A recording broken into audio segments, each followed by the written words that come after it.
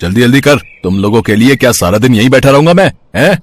इन मजबूर गरीबों को धमका रहा ये है सेठ सुरेंद्रनाथ। और ये कहानी है एक बहुत ही पिछड़े गांव कुशीपुरा की। इस गांव में रहने वाले ज्यादातर लोग खेती किसानी करके ही अपना पेट पालते थे, लेकिन खेती में कई बार फसल अच्छी होती है तो कभी नुकसान भी उठाना पड़ता है। और इसी बात का फायदा उठाता था इस गांव का ही जमींदार सुरेंद्रनाथ, जो बहुत ही घमंडी और चालाक आदमी था। वो गांव के लोगों को बहुत मोटे ब्याज पर उधार देता था और फिर उनसे तगड़ी वसूली करता था। इसी वजह से वो साल दर साल अमीर होता जा रहा था।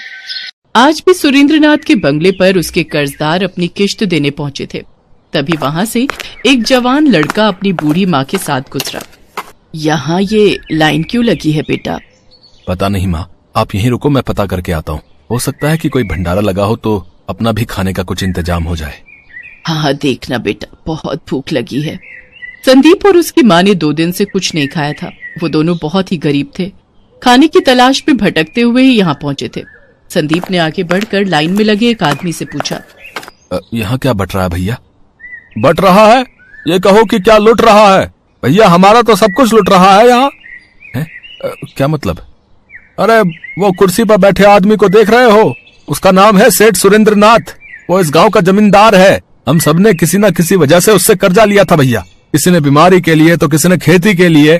मैंने अपनी बिटिया की शादी के लिए 3 साल पहले उससे कर्जा लिया था। 3 सालों में कर्जे से 2-3 गुना ज्यादा पैसे दे चुका हूँ, लेकिन उसका कर्जा है कि खत्म ही नहीं हो रहा। बड़ा पैसे वाला आदमी लगता है। अरे क्या खाक पैसे वाला है। इसके बाप के पास थोड़ी सी जमीन थी, फिर उसने कर्जे पर पैसे देना शुरू कर दिया और आज आधे से ज्यादा गांव की जमीन हड़प ली है इसने। तो आप लोग इसका विरोध क्यों नहीं करते? मत दो ना उसे पैसे। अरे पिटवाओगे क्या है? वो पीछे लठैत देख रहे हो? जो टाइम पर उसका पैसा नहीं देता है वो अपने लठैतों से उसकी सारी हड्डी तोड़वा देता है भैया। पैसा तो देना ही पड़ेगा, बिना मार खाए दे दो तो ही फायदा है। गांव वालों पर हो रहे इस अत्याचार को देखकर संदीप को बहुत बुरा लगा, लेकिन वो चाहकर भी कुछ नहीं कर सकता था। लठैतों की पिटाई के डर से वो भी चुपचाप वहां से चला गया। और फिर क्या हुआ? इतना दुखी क्यों है? खाना नहीं मिला क्या? नहीं माँ, खाना तो नहीं मिला, लेकिन मैं किसी और बात से दुखी हूँ। माँ, यहाँ के लोगों की हालत तो हमसे भी ज्यादा खराब है। माना कि हमारे पास कुछ नहीं है, लेकिन हम कभी कर्जे में तो नहीं दबे। पर इस गांव के सारे लोग इस जमींदार के कर्जदार हैं और वो उन पर बहुत अत्याचार कर रहा है। माँ अब चलो, छोड़ो ये सब, चलो हम यहाँ से चलते हैं। कैसी बातें कर रहा है तू? तेरे बाबा ने तुझे यही सिखाया था क्या कि किसी को मुश्किल में छोड़कर भाग जाए तू? ओहो माँ, अब बाबा की याद दिलाकर मुझे और दुखी मत करो। अरे तू इतना समझदार है, कुछ करना इन बेचारों के लिए। हमेशा हम ही लोगों की मदद करते रहते हैं, पर हमारी मदद तो कोई नहीं करता। माँ तू भगवान पर भरोसा रख बेटा और अपना कर्म कर, बाकी ऊपर वाला सबका निगहबान है। जब संदीप और बूढ़ी माँ आपस में बातें कर रहे थे तभी वहाँ एक औरत उनके पास आई। आप लोग कौन हो? पहले तो आप लोगों को इस गाँव में नहीं देखा। जी, हम बहुत गरीब हैं और यहाँ खाने की तलाश में आए हैं। अच्छा ऐसी बात है, तो आओ चलो मेरे साथ। मेरा नाम कमला है और मेरे पास आप लोगों के लिए खाना है। संदीप अपनी माँ के साथ कमला के घर चला गया, जहाँ कमला ने उन दोनों को भरपेट खाना खिलाया। और फिर, तुम्हारा भला हो बेटी, तुमने गरीबों को अन्न दिया। कोई बात नहीं अम्मा, खाना तो अच्छा लगा ना आपको? हाँ जी, बहुत ही बढ़िया। और खास तौर पर ये जो आपने कटहल का अचार दिया था ना, आहा, क्या बढ़िया अचार है ये, खाकर मजा ही आ गया। संदीप की बात सुनकर कमला की आंखों में आंसू आ गए। दरअसल उसके पति को भी कटहल का अचार बहुत पसंद था, लेकिन सेठ सुरेंद्रनाथ का कर्जा चुकाने के लिए वो दिन रात मेहनत करता था और एक दिन खेत में काम करते करते ही वो मर गया। कमला उसका कर्जा नहीं चुका पाई तो उसे मजबूरी में अपना खेत सुरेंद्रनाथ के नाम करना पड़ा। कमला की कहानी सुनकर संदीप को बहुत गुस्सा आया और उसने ठान लिया कि अब वो सुरेंद्रनाथ को सबक सिखाकर ही रहेगा। उस रात संदीप और उसकी माँ कमला के घर पर ही सोए, लेकिन संदीप की आंखों में नींद नहीं थी। वो गहरी सोच में डूबा हुआ था। और फिर, ठीक है बेटा सुरेंद्रनाथ, तूने भोले भाले गांव वालों को ठगाया ना, तो अब देख मैं तेरे साथ क्या करता हूँ, देख तू। ठीक आधी रात को संदीप उठा और सुरेंद्रनाथ के बंगले की तरफ चल दिया। संदीप ने अपना मुंह ढका हुआ था। वो छिपते छिपाते बंगले के अंदर पहुंच गया। उसने देखा कि वहां पर एक बक्सा रखा हुआ था, जिसके पास ही एक मोटा तगड़ा लठैत सो रहा था। लगता है कि इस बक्से में वही पैसा है जो आज गांव वालों से लिया गया है। कुछ सोच संदीप, कुछ सोच। कुछ देर सोचकर संदीप ने बंगले के बाहर खड़ी गाड़ी पर एक पत्थर दे मारा। पत्थर की आवाज सुनकर लठैत की नींद टूट गई और वो फौरन गाड़ी की तरफ भागा। तभी मौका पाकर संदीप को बक्सा लेकर वहां से चंपत हो गया। संदीप ने जैसा सोचा था वाकई उस बक्से में बहुत सारे पैसे थे, जिन्हें बाहर निकालकर संदीप ने खाली बक्सा तालाब में फेंक दिया। इसके बाद अगले दिन वो शहर चला गया, जहां से उसने शानदार कपड़े, 2 सोने के सिक्के और एक घोड़ा खरीदा, साथ ही एक मिट्टी का बर्तन भी, जिसे उसने कमला के बनाए कटहल के अचार से पूरी तरह भर दिया। मटके का मुंह उसने लाल रंग के मखमली कपड़े से बांध दिया। संदीप के मन में पूरी योजना तैयार थी। वो शहर के खरीदे हुए कपड़ों को पहनकर अपने घोड़े पर सवार होकर वापस तालाब के किनारे पहुंचा, जहां सुरेंद्रनाथ अपने 2 लठैतों के साथ अपना बक्सा ढूंढ रहा था।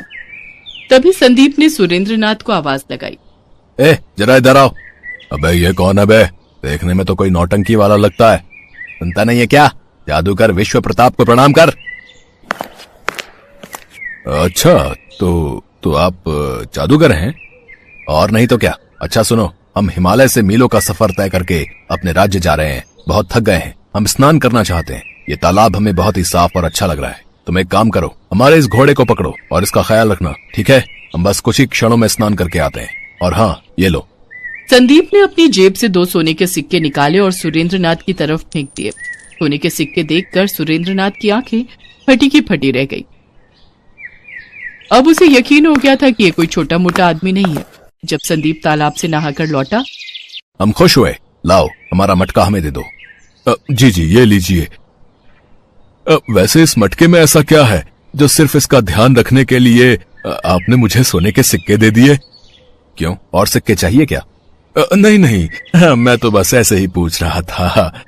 इसमें कटहल का जादुई अचार है। इसमें जिस कटहल का इस्तेमाल किया गया है वो सिर्फ हिमालय में एक खास जगह पर उगता है। मैंने अपनी तांत्रिक क्रियाओं से इस जादुई अचार को बनाया है। उस अद्भुत कटहल के इस जादुई अचार में इतनी ताकत है कि इसे खाकर कोई भी इंसान जो चाहे हासिल कर सकता है। अरे नहीं, सच में ऐसा है क्या? तुझे मेरी बात पर विश्वास नहीं? पहले मुझे भी नहीं हुआ था, लेकिन जब से मैंने ये कटहल का अचार चखा है मुझे सब मिल गया। पहले मैं बहुत गरीब था और अब मुझे किसी चीज की कमी नहीं। तुम्हें इसकी शक्ति देखनी है क्या? हाँ, देखनी है, बिल्कुल देखनी है। संदीप ने मटके में से थोड़ा सा अचार निकालकर खाया और फिर सुरेंद्रनाथ के माथे पर हाथ रखकर बोला, तो तुम्हें एक बक्से की तलाश है। वो वहां पर है, वो तालाब के उस तरफ। तुम गलत जगह ढूंढ रहे हो उसे। संदीप की बात सुनकर सुरेंद्रनाथ हैरान रह गया। उसने फौरन अपने एक लठैत को इशारा किया और उसने तालाब में छलांग लगा दी। थोड़ी देर में वो लठैत बक्सा लेकर बाहर आ गया। ये देखकर तो सुरेंद्रनाथ ने संदीप के पैर ही पकड़ लिए। चमत्कार! देखिए, मुझे ये अचार चाहिए, किसी भी कीमत पर चाहिए। अरे जाने दो, इस जादुई अचार की कीमत लगा सको इतनी तुम्हारी औकात नहीं, समझे? नहीं, ऐसा मत कहिए। मैं अपनी सारी दौलत आपको दे दूंगा। इस गांव की आधे से ज्यादा जमीन मेरी है और बहुत सारी दौलत भी है। आप सब ले लीजिए, पर ये कटहल का जादुई अचार ये मुझे दे दीजिए। मुझे ये पूरा मटका चाहिए।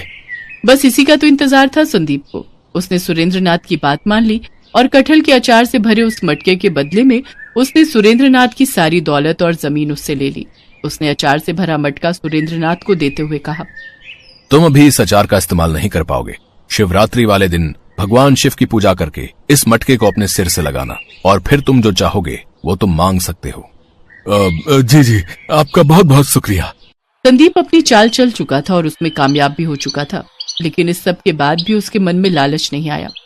उसने गांव वालों को उनकी जमीनों के कागज लौटा दिए और कुछ पैसा कमला को देकर अपनी माँ को अपने घोड़े पर बिठाकर वहां से जाने लगा। अरे, तेरे पास ये घोड़ा कहाँ से आया और तूने कमला को इतने सारे पैसे कहाँ से दिए? संदीप की माँ सवाल पूछ रही थी, लेकिन संदीप बस मुस्कुराते हुए घोड़ा दौड़ा रहा था। उधर गांव वाले फिर से आबाद हो गए थे और सुरेंद्रनाथ कटहल के अचार से भरा मटका लिए बस शिवरात्रि का इंतजार कर रहा था, इस बात से अनजान कि उसे सिर्फ अचार के बढ़िया स्वाद के अलावा और कुछ नहीं मिलने वाला था।